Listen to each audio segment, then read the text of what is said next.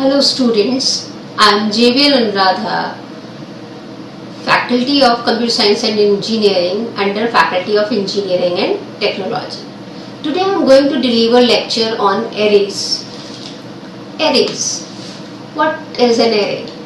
An array is a collection of similar type of elements that have a contiguous memory location. Here contiguous memory location means all the elements are stored continuously.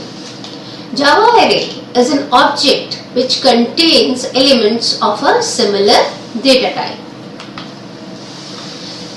Array is a data structure where we store similar elements.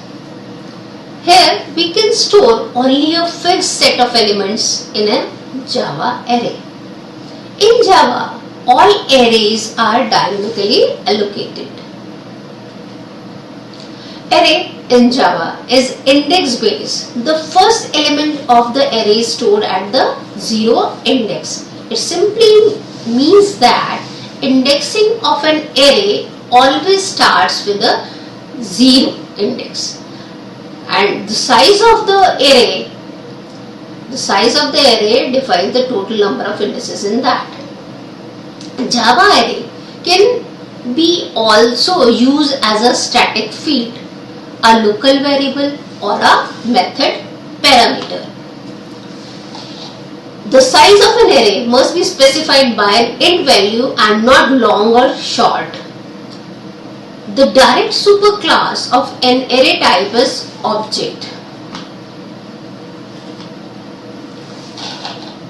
The length of an array is established when the array is created. Suppose if we are talking about an array of 10 elements, if we say that I have an array that contains 10 elements, then the index of that elements will start with a 0 and it ends with the 9. Means total, if the array is of length 10, the first index is 0, second 1, then third 2, fourth 3, fifth 4th, 6th 5, 7, 6, 8, 7, 9, 8 and about 10th element, the index of 10th element will be 9. Here our last element stores. As we talked earlier, each element in array is called an element and each element will be accessed by its numeral index.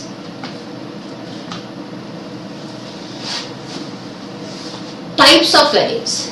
Basically arrays are of two types, one-dimensional array and multi-dimensional array. One-dimensional array means the array contains only single dimension, or should I say the general form of one-dimensional array declaration is type like we have variable name and then subscript is there, or we can just write our type and then subscript. Array is also called subscripted variable. How can we instantiating an array? When an array is declared, only a reference of that array is created.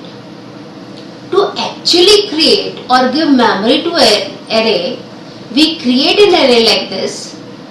The general form of new as it applies to one-dimensional array appears as follows: variable name equals to new keyword and then the type and then the size of the array. Now we discuss an example of an array. Use new to allocate an array. You must specify the type and number of elements to allocate. Why we are using new keyword here? As we earlier said, here it is memory is dynamically allocated. How can we declare an array? First of all, return type of that array and then the name of the array and then subscript of that array. For an example, suppose my array name is int array equals to new, that new is a keyword and then int and then the size of the array, that is 20. Here we are allocating memory to an array. See, From this example, it is clear that I have an array named ARR, and that array and this array is a one-dimensional array, contains total 5 elements. Now, we are talking about multi-dimensional arrays. Multi-dimensional, as its name suggests, multi-dimensional arrays are arrays of arrays, with each element of the array holding the reference of another one-dimensional array. Multi-dimensional arrays are also called as jagged arrays. Here we are talking about an example of multi-dimensional array. In multi-dimensional array, first of all, we are talking about 2D arrays. In 2D arrays, we have two dimensions. First dimension represents the number of rows, and second dimension represents the number of columns. 2D array is also known as matrix. To declare a 2D array, we can write it like this: int both the subscripts, then the name of the array equals to new keyword and then int, and then the size of the first subscript and then the size of the second subscript. Here first subscript tells the number of rows and second subscript tells the number of the columns. Then under multi-dimensional arrays, we also have three-dimensional arrays. Three-dimensional arrays contain three subscripted. The example of three-dimensional arrays: int subscript first, second, third. Int array equals to new keyword, then int, then the first subscript, then second, the size of second is 20, and then third, the size of that is 10. It is a 3D array. This is a demonstration of 3D array. First, this is the name of the array. Here it contains three dimensions.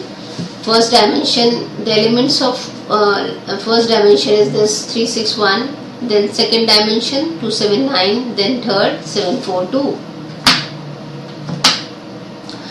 What are the advantages of using arrays? The very first advantage of using arrays is code optimization.